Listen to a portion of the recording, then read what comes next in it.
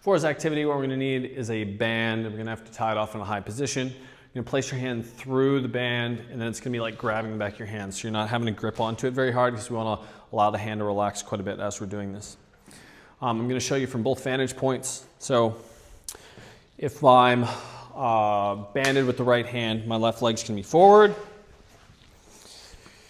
And what we're going to do is from this position, we're going to work through a couple different ways to do this to get different parts of the muscle to lengthen out a little bit.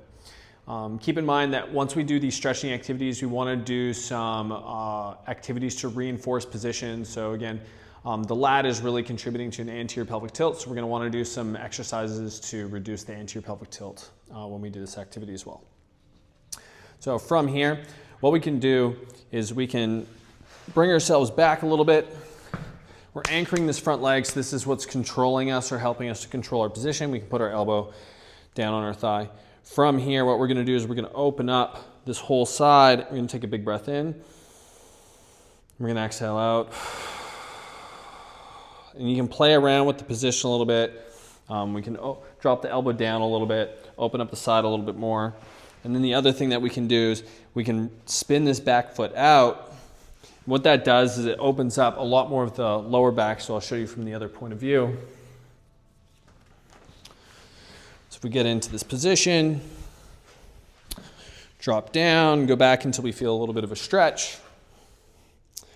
And then if we play around with the arm position a little bit here, open ourselves up, that's a lot of cuff in that case. So I'm feeling that a lot more through the backside of the shoulder, and everyone's going to have different movement restrictions, so it'll be a little bit different for everyone.